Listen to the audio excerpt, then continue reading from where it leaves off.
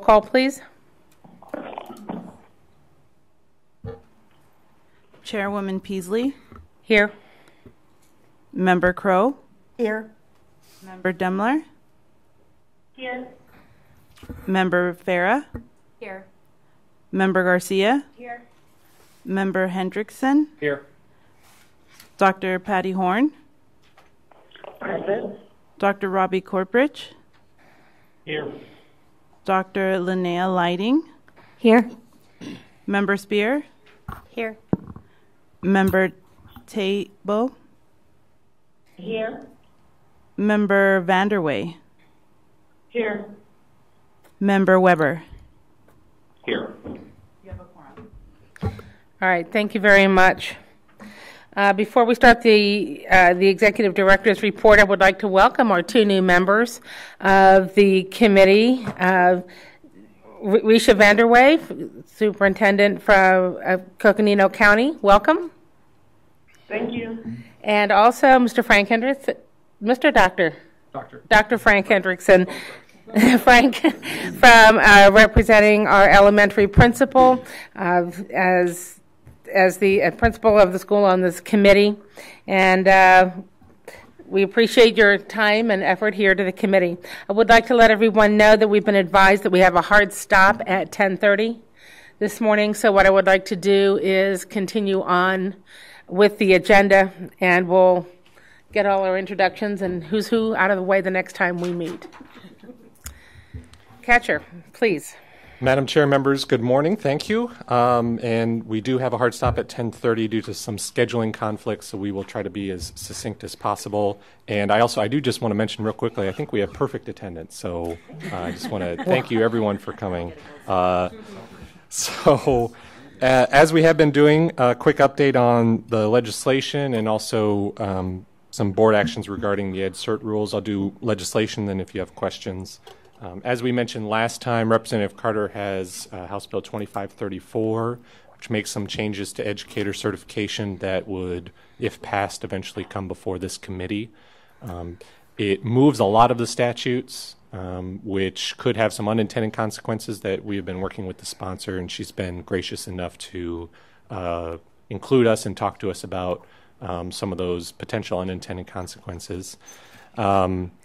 And the more substantive changes in that bill would require a bachelor's degree for every teacher certification that the department issues and that the board has rules for, with the exception of a certain list. And that list includes the intern cert, the Native American cert, the JROTC, and the athletic coaching cert. So what that means in effect is that the subject matter expert certificate, individuals who qualify under the work experience requirement, would be required to have a bachelor's degree. It would also mean that the emergency substitute certificate holders, who right now are only required to have a high school diploma, a GED, or an associate's degree, would end up requiring to have by the legislation, would be required to have a bachelor's degree. With that bachelor's degree requirement, that would essentially put that certificate with the same requirements as a substitute certificate. So something that this committee would have to consider is potentially just eliminating the emergency subcert, as we would have duplicate certs requirements. So that's some things down the road that this committee will have to consider for that bill.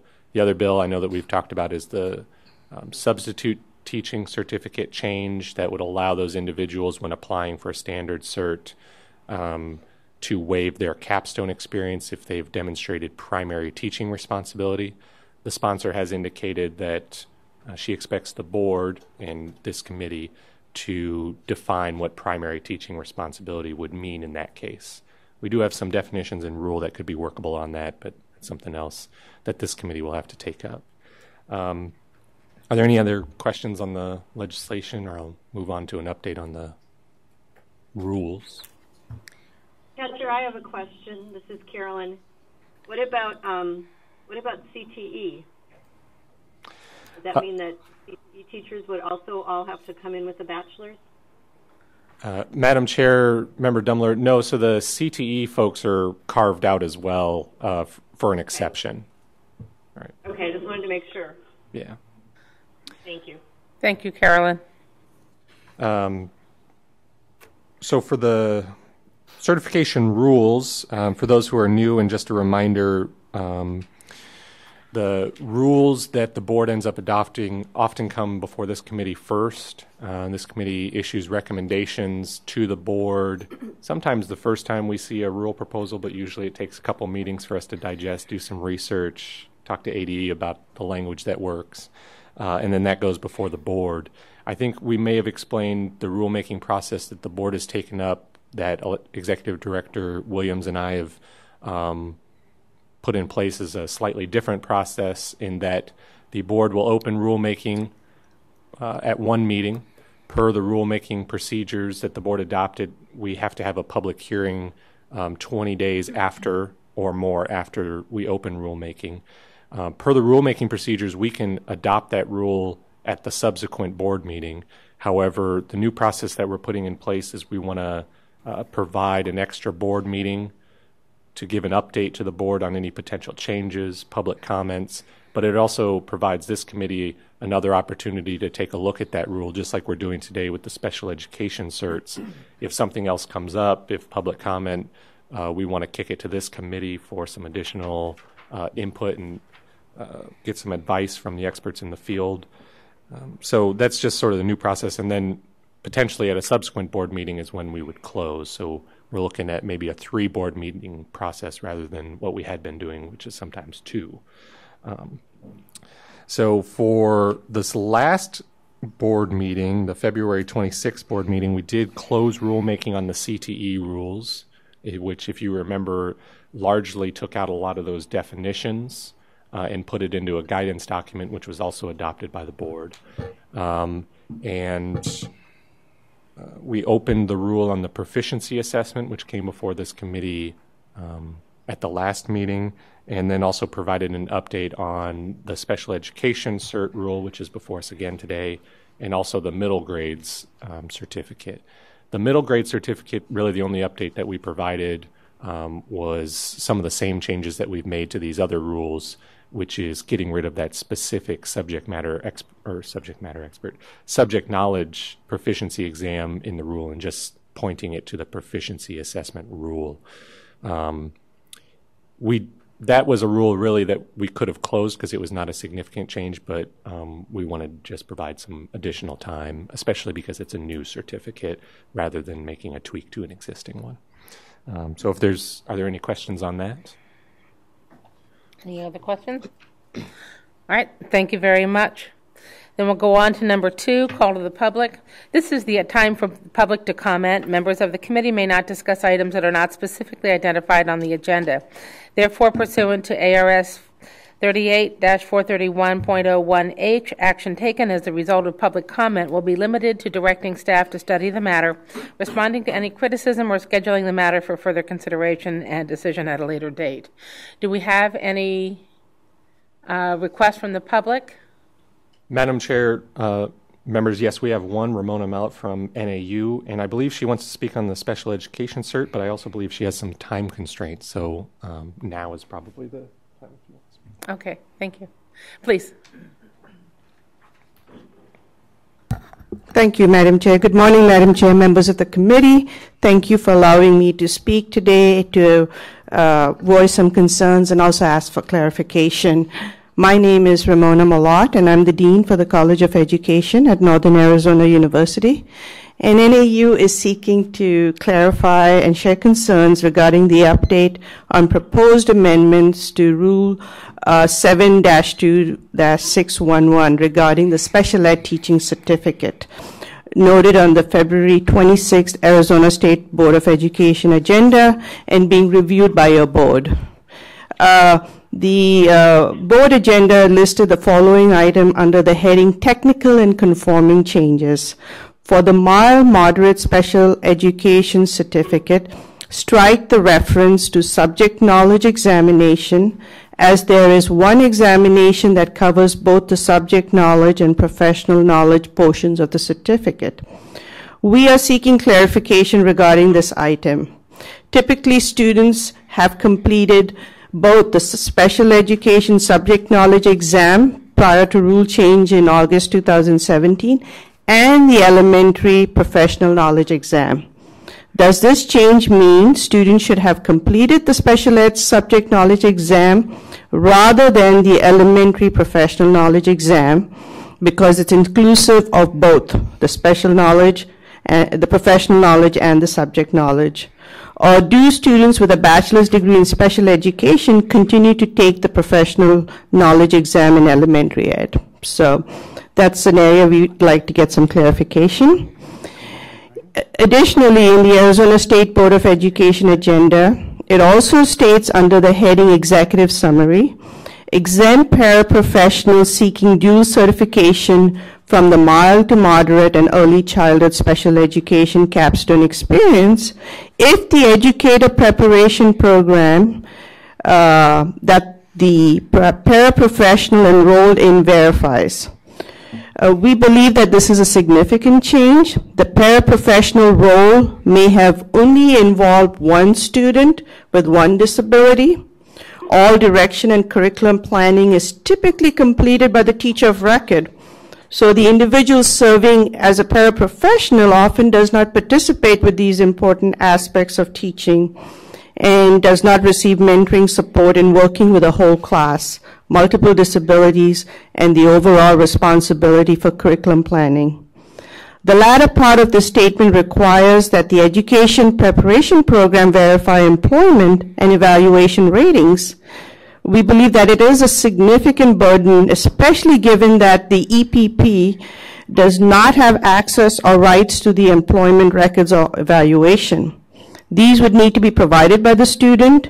It would not be possible for an EPP to verify the authenticity of the documents. If this were to happen, we recommend that this verification be the responsibility of the Arizona Department of Education. The item on the agenda goes on to state the student demonstrates competencies as outlined. The capstone experiences are a central data collection point for candidates to demonstrate competency at the end of a program of study, provide candidates with individual feedback, and serves as a critical aspect of program review and evaluation. Evaluation of the capstone experience is a requirement of both the national accreditation process through the Council of the Accreditation of Education Preparation, CAPE, or as well as the state program review process. We appreciate this opportunity to share this feedback regarding the proposed changes to R72-611 regarding the special ed teaching certificate. Thank you. Thank you very much for your feedback, and we'll do our best to answer your questions.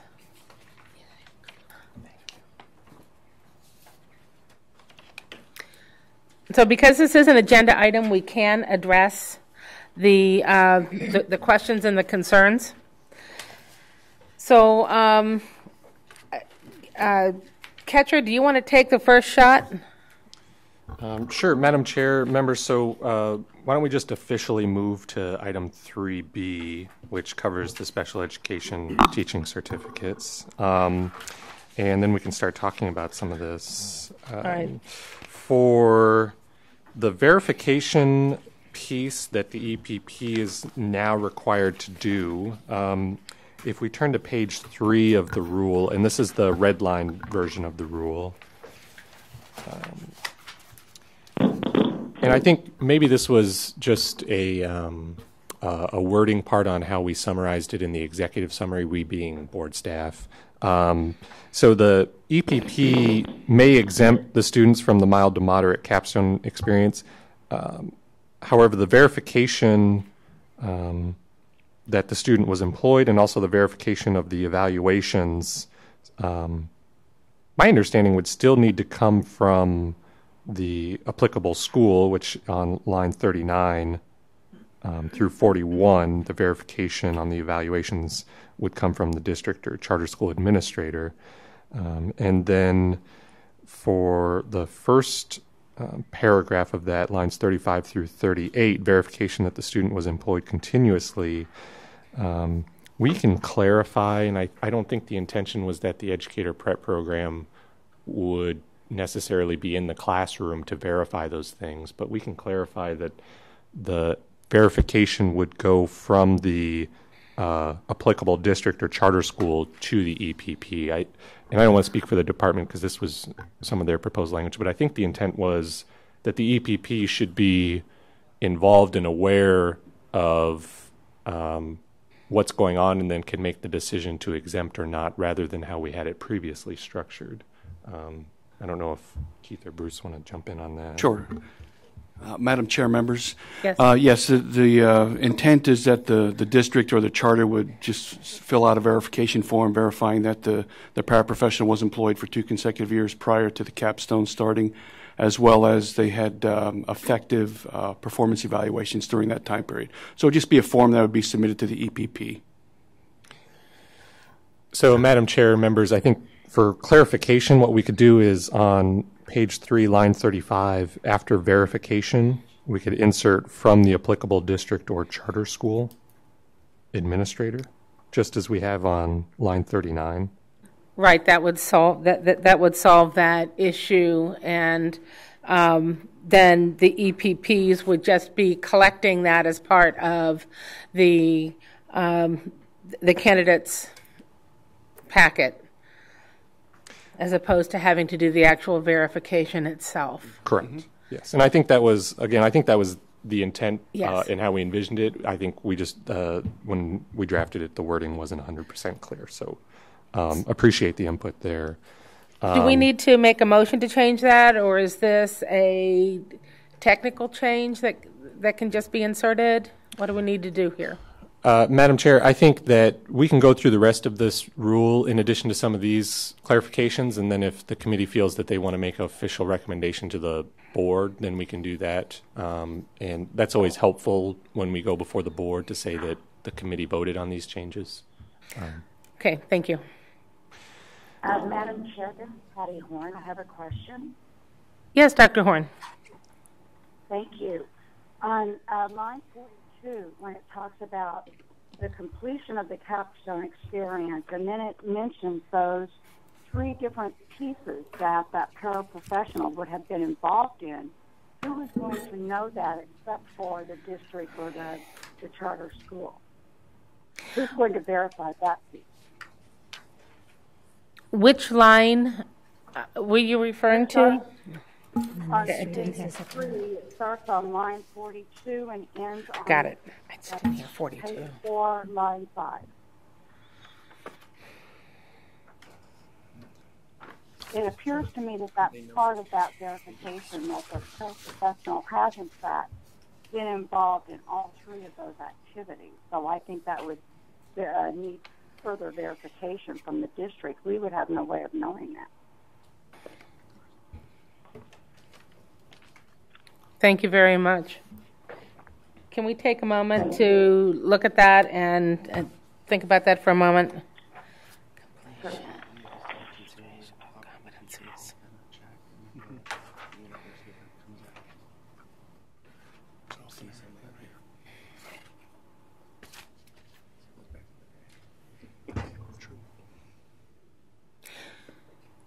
I guess my question would be, in the educator preparation program, are these 3 activities not included in that in the pre-service coursework? Because that's where that would have that's where we were thinking that would occur.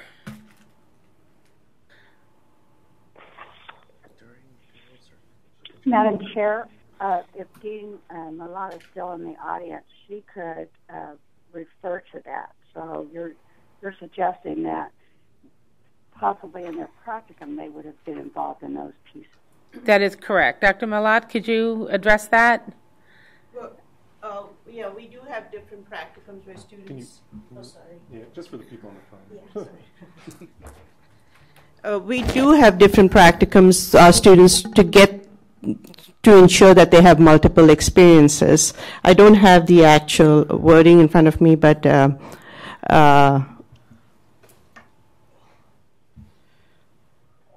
Yes, all of these are part of practicums as well. Of course, to the limit, the 45, each practicum is approximately 45 hours. So it's not a full-time student teaching 8-week experience.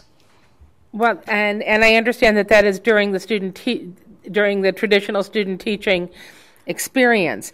But our question is, during the pre-service coursework and the practicum leading they up do to get. that. Mm-hmm. So then it would be on the EPP to verify that those individuals who are seeking the waiver of the Capstone experience because they were worked as a paraprofessional, that then it would be on the EPP to verify these 3 experiences were held by the individual. Okay. Okay. And would that be a burden? No, we include that in our practicum experiences. Okay. Thank you very much. Thank you. Dr. Horn, does that satisfy your question? Well, I guess my concern is that he says completion of the Capstone experience, and we're talking about waiving that. So if we're going to waive the Capstone experience, how can you have additional requirements to an experience we're waiving? I think it's a matter of wording again. They won't have a Capstone experience. They will have an experiences prior to the Capstone that would involve those pieces. Right, I see that. Do you have a recommendation for a language change? I would either say completion of experiences prior to the Capstone. Yeah. I would say completion of experiences prior to the Capstone and then the rest of it. Madam Chair, members of the board, if you look on line 43 and 44 later, I know the beginning talks about the Capstone, but when it talks about the experiences listed on the top of page 4, it does say in 43 and 44, following the competencies during the dual certification educator prep program. So it is referring to those experiences, in my opinion, during the entirety of the program, not just during the Capstone. I agree. Thank you. Because we are talking also about the Capstone experience is, according to the proposal here, is the 2 years of working as a paraprofessional during while they're taking their coursework. Right. I just think that when you use the word completion of the Capstone experience, that's inappropriate because we're talking about waiving that experience.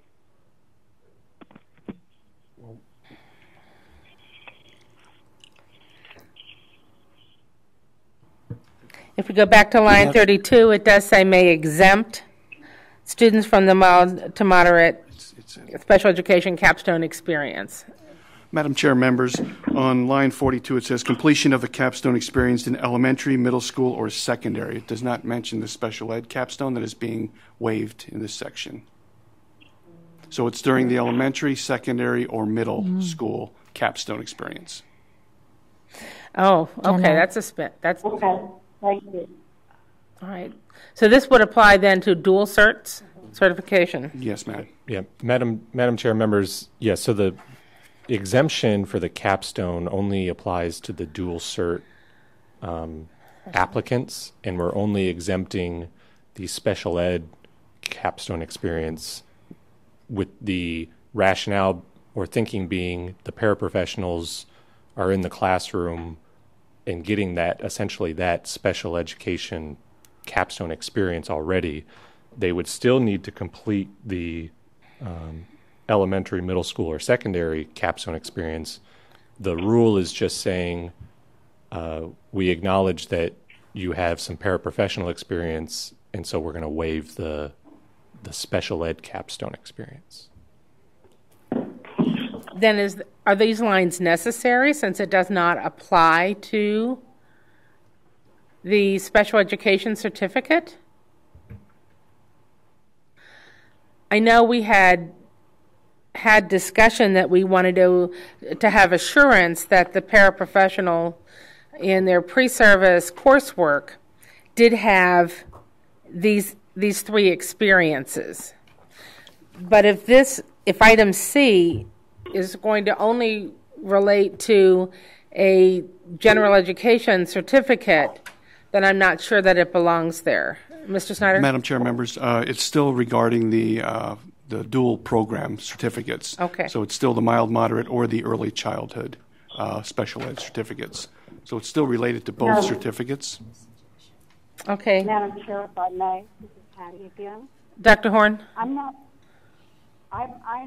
can envision a student in elementary, middle, or secondary that is in their capstone experience, but they have not experienced those three items.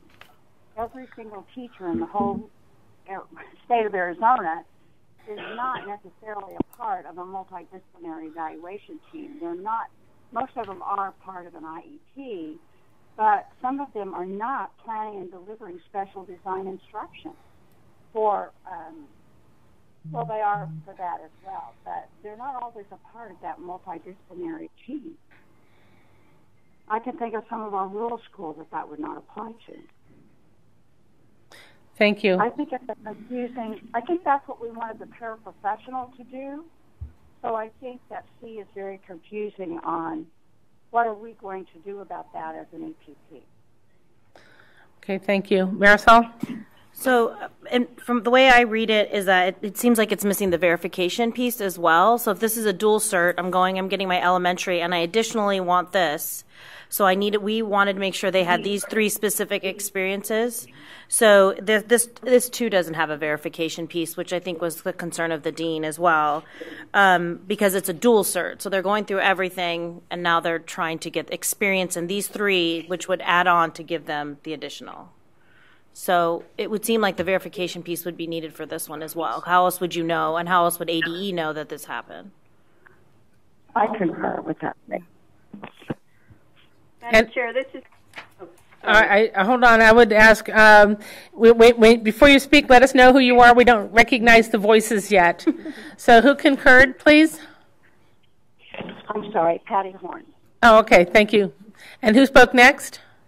Hi, Madam Chair. This is Carolyn Demler. I wanted to ask a question about, in these three pieces, or this section 4, it talks about elementary, middle school, or secondary. And I'm assuming middle school is there because we have the middle school certificate now, but to me that's confusing because middle school is part of secondary. So does that make sense? Because in all three of these, we say elementary, middle school, or secondary education. Certificate. Right. So Thank is that you. why middle school is spelled out separately?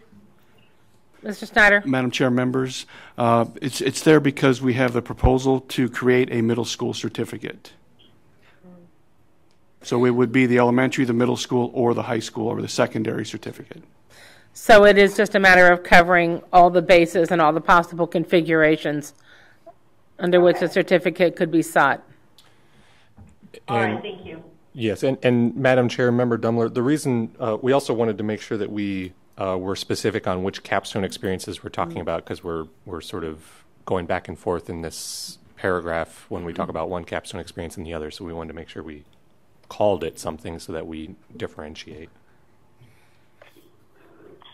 Madam Chair, this is Pat Horn again. Yes, hello. I would like to suggest word change for C, and that it follows a verification from the applicable district or charter school administration in the following areas, and then list those three areas, because that was our intent from the beginning, to make sure that the paraprofessional had done all three of those.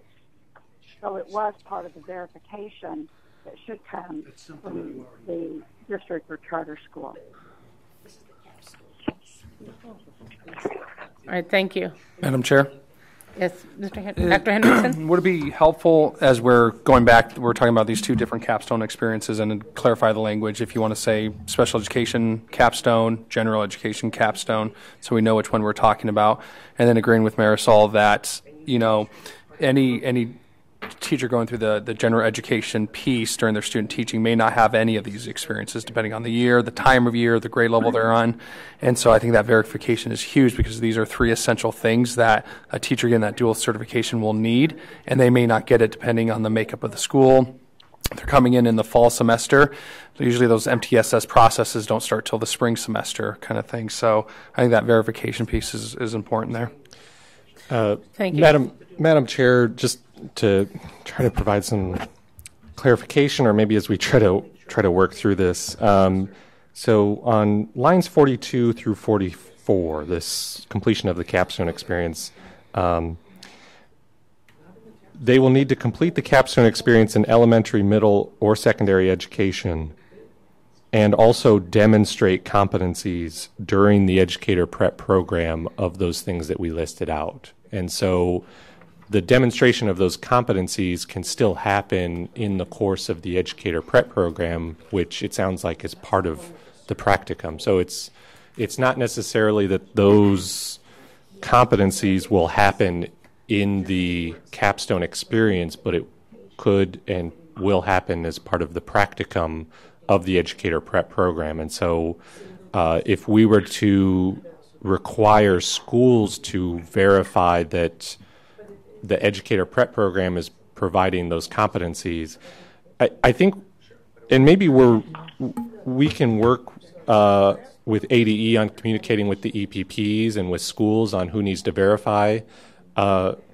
I think rather than trying to be too concerned about who needs to be verifying this last piece, which seems to be creating more confusion, those are things that we can work to make sure that we're communicating effectively with the EPPs. Because if we require just one entity to do the verification, then we might be tying our hands unnecessarily. I think the other two, like if the student was employed continuously as a parapro and what their evals are, I mean, I think that's pretty clearly within the realm of the school. But for this last part, for the competencies, that's something that we can leave a little more open-ended and let the EPP work with the schools if they need to.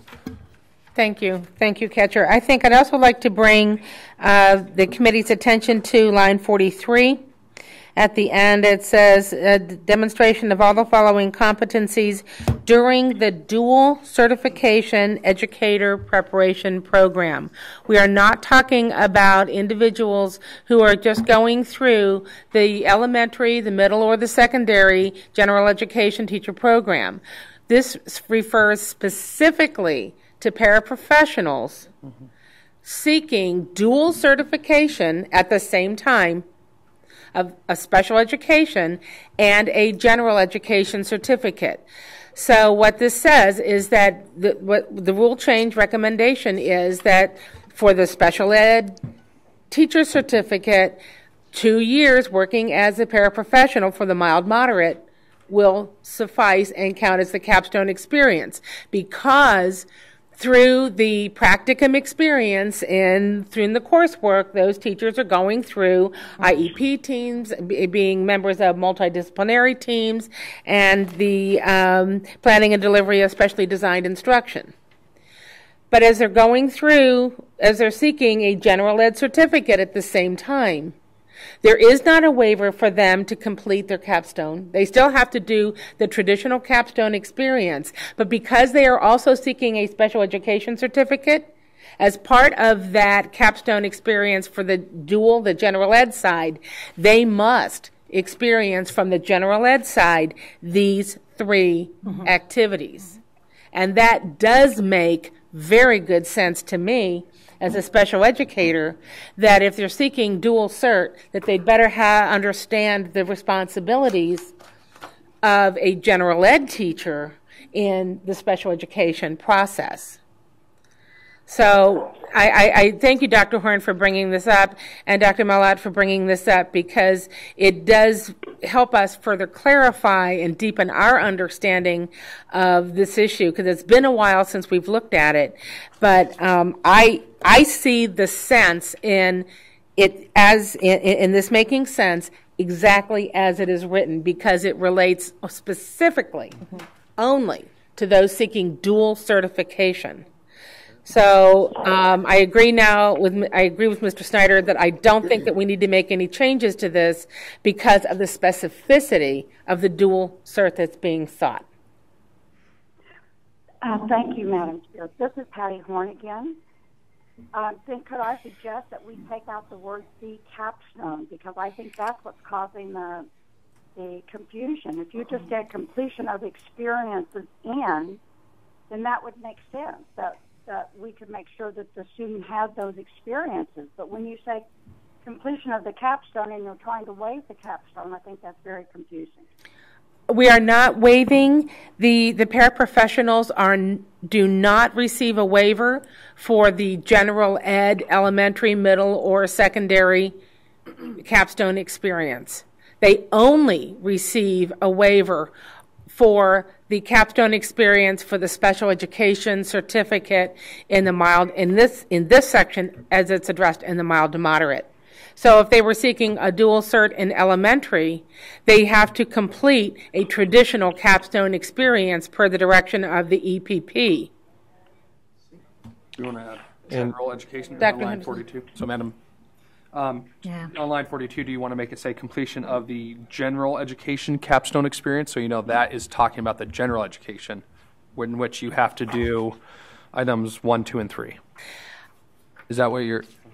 I am using general education to help clarify the difference between a special education certificate and general ed, because within the rule itself, elementary and secondary and middle are defined. Right. So I'm just using the general education and the special education language to help us understand here.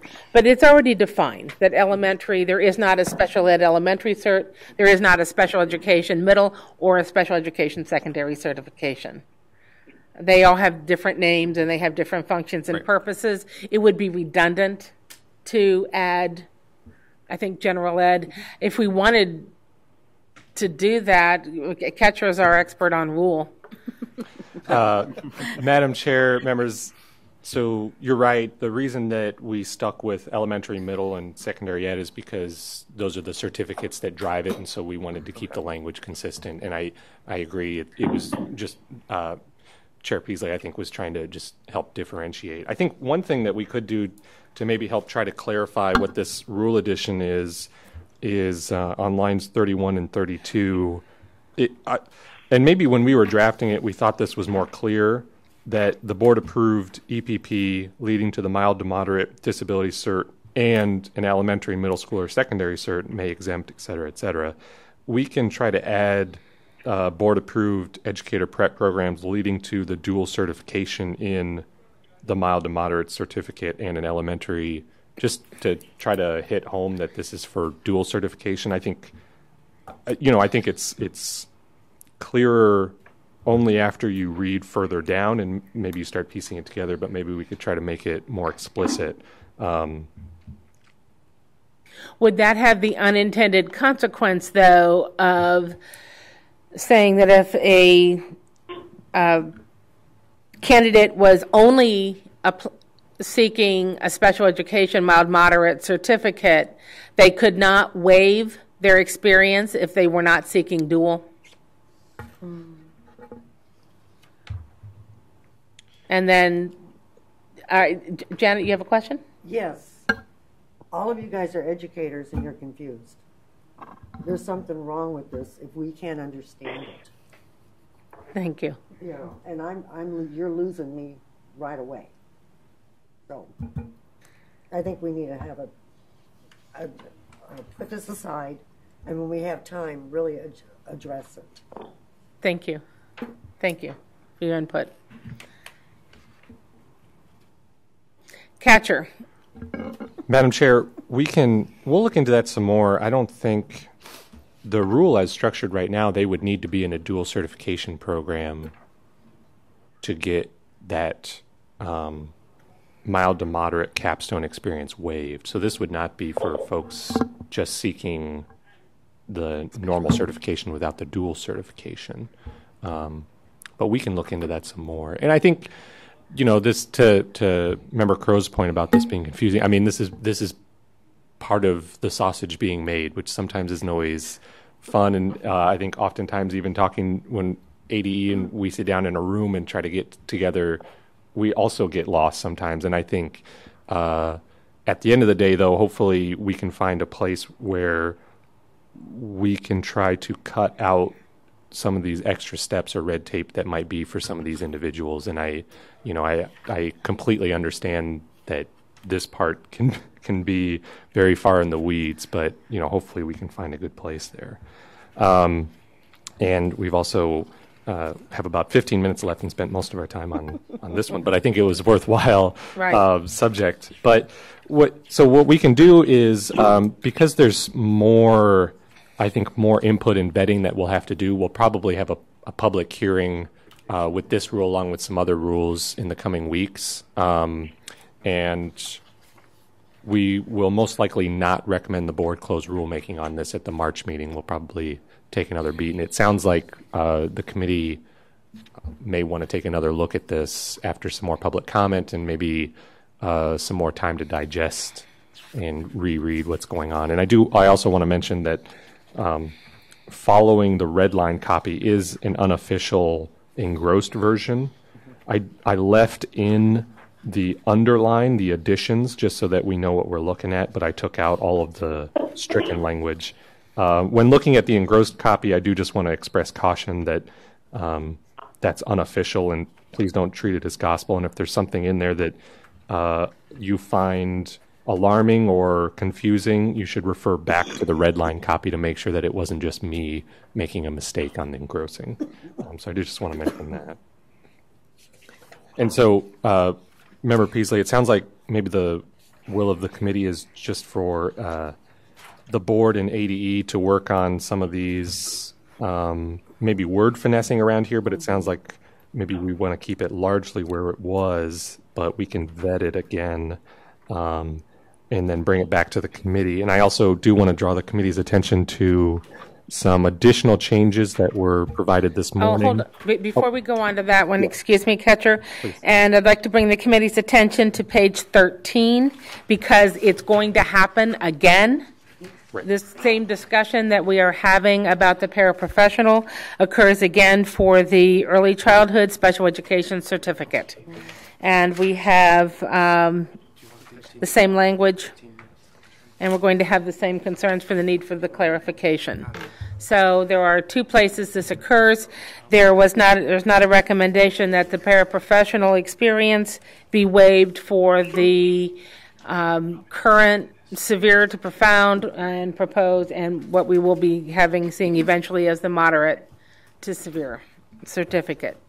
So just heads up on that one. I'm sorry, now, Catcher, continue, please. The recommendations from ADE? Yes, Madam Chair, members, there were some recommendations from ADE that were provided this morning. I sent e-copies, but we also have some hard copies that I can pass out right now. And then we do have someone from ADE's ESS if there are questions on it, and I can go over them very briefly. Did you email that copy to the rest of us? This is Patty Horn. Yes, Dr. Horn, that was emailed this morning at about 8:45. Maybe while this is being passed around, Ms. Rispoli, could you come and talk us through these recommendations? In the interest of time. Thank you. I think it's on the second page. We'll share. Essentially, the changes that we're requesting are very minimal. Some language, making slashes instead of dashes, removing the term special education from the special education certificate because it's obviously a special education certificate. The other piece is adding a list essentially to the certificates for mild and moderate and severe, basically outlining which disabilities can be taught under those certificates. What we're hoping for is the addition of autism to the moderate and severe disability certificate because it was only in the mild and moderate teaching certificate. And so what the effect that was having was if you were in a self-contained classroom and you had a student with autism and you only had a moderate and severe certification, you weren't certified properly to teach that student. So we're basically opening both certificates up to teach students with varying degrees of disability, just depending, and that would essentially be a decision made by the IEP team with information furnished in the PLAFP. And that's the present levels of academic achievement and functional performance. Yes, sorry, thank you. Acronym Central. We reign supreme in special education, right behind the military. As I reviewed these changes, these recommendations this morning, these are conforming changes. They are not programmatic. It does make sense in the realm of special education to make these changes to add autism to what's already there and identify mild, moderate, and then moderate to severe disabilities. That language is consistent with what is used for eligibility under current rule and IDEA. There's no conflict there. We'd also be taking a look at changing mild-moderate to mild/moderate. That is a conforming change, as I understand it, because that's the standard nomenclature across other states. Correct. And we have already talked about and approved changing severely and profoundly disabled to moderate to severe. And that change is expected to take place on August 1st, 2018. That's already gone through the committee. It's already been an approved change. But here again, it would be taking out the dash and putting in a slash. Again, conforming. Did I hit them all? Yes, ma'am. Okay, thank you. Anybody have any other questions? No. So these would be conforming changes as opposed to programmatic. Thank you very much, Ms. Rispoli, for your help today.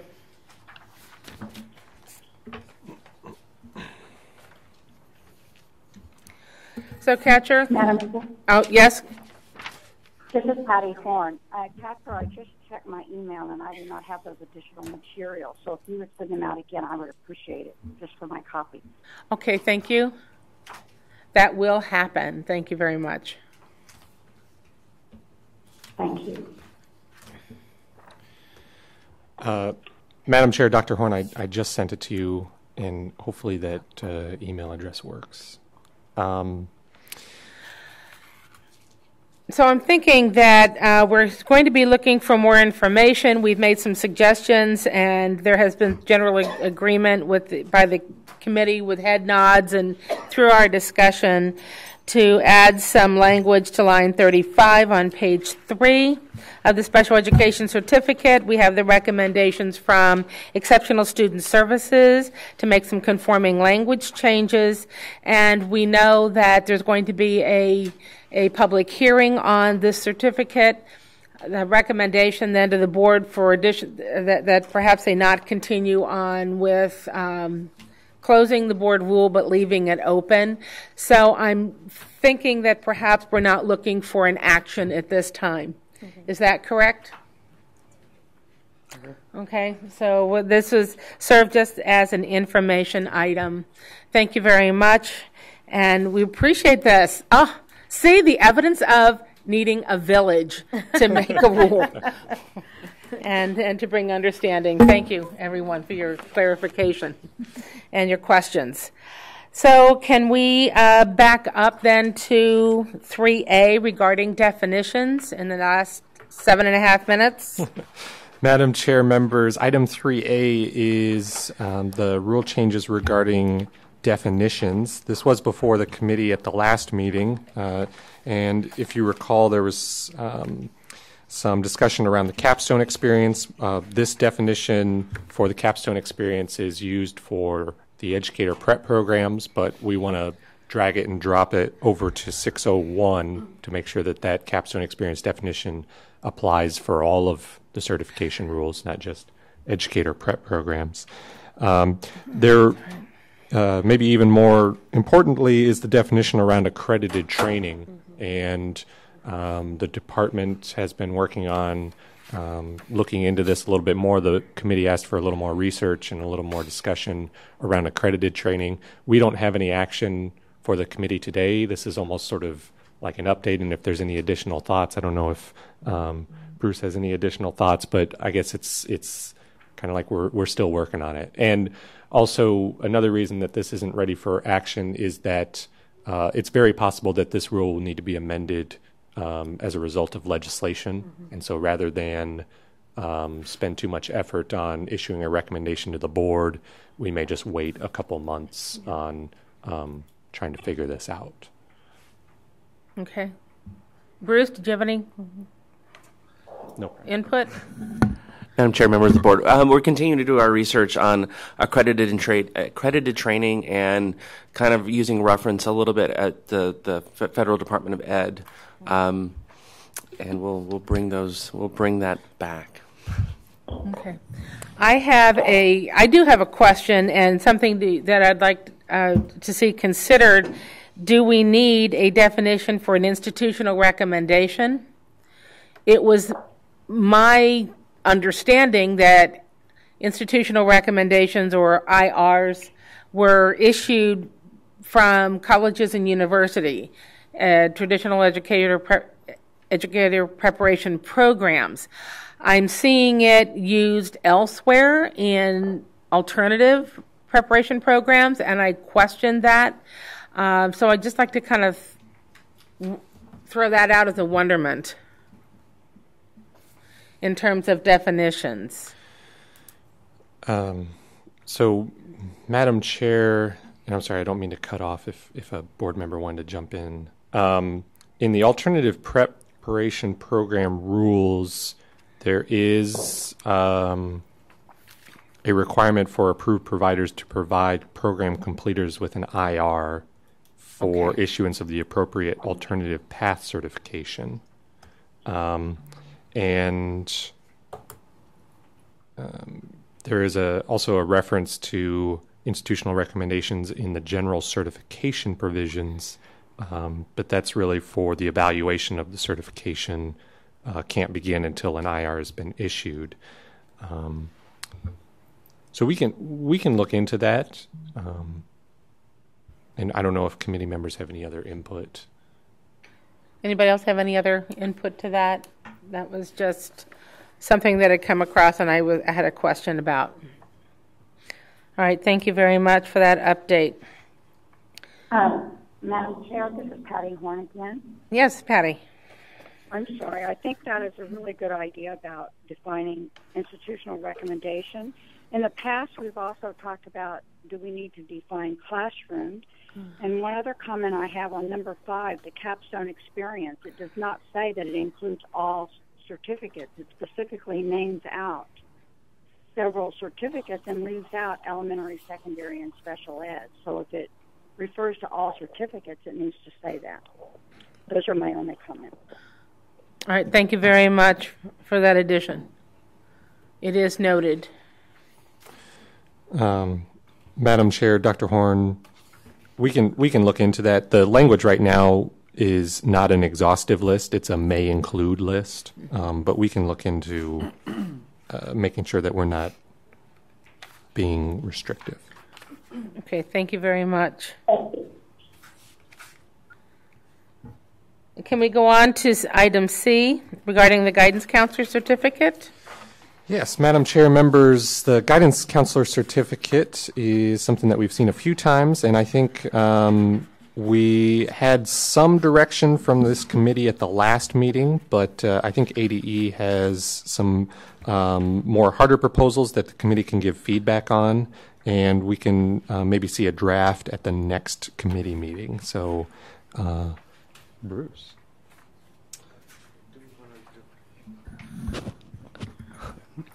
Bruce? Madam Chairwoman and members, we did meet internally with Kay and counseling, and as stand, we'd like to keep Proposal 1, which is renaming the certificate. We'd like to continue to push that forward. And we're recommending that we take Proposal 2 and maybe consider putting the recommendation for college and career-ready training in the renewal rule under that laundry list of recommended and accepted training. Okay. And then at this time, not moving forward with Proposal 3, which was the highly recommended, and just leaving the language as it stands for clarity. Okay, thank you. And so we'll be seeing that again. That's just an information item for us, and action is not needed. Any other questions? Minute and a half. Catcher, how far are we going to get? Madam Chair, members, I can put 4A on your radar, and actually this is something that would probably need larger discussion anyways, so this is almost like a take-home homework kind of item, so I think that would be appropriate. And then 4B was just something that we had been discussing with the department about some ideas. We didn't even have draft, so that's not something we can table that one. But 4A, there has been some interest, including from some committee members, in removing some of the limitations on the substitute teaching certificate and the emergency substitute teaching certificate.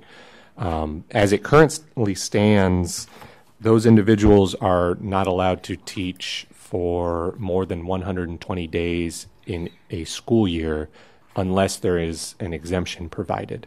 There is some interest in eliminating that 120-day restriction, along with the exemption also would go away, because if we got rid of the restriction. Again, this is probably a take-home, think about, get some input from the field kind of item. I do want to mention, and this is outlined in the executive summary, that in 2008, the CAC did recommend to the board eliminating that restriction. The board did not open rulemaking on that rule, so this is something that has been discussed previously. And the exemption that allows them to teach more than 120 days was added recently. I want to say sometime in 14, 15, or 16, or somewhere around there. So these are discussions that have occurred and will probably continue to occur as long as we still experience issues with a teacher shortage. That, these are conversations that are going to keep popping up. So maybe something for the committee to think about some more, and we can have more robust discussions at the next committee meeting. And I apologize that we just don't have the time to have those discussions now. But happy to answer any questions. Okay, so we will see those two on our next agenda, as well as the special ed certificate will be coming forward again. Madam Chair, yes. For discussion and possible recommendation to the State Board of Education. If there aren't any other issues that are pressing, it is 10:30, 1:30. Keep looking at that half minute back there. And our future meetings and dates is going to be April 3rd at 9:30. Same time, same place. And we will meet then. Thank you very much, everyone, for coming and participating. For those of you on the phone, being so patient and diligent with your comments.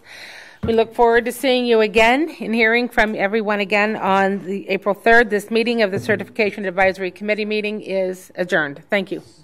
Safe travels. Thank you. Thank you.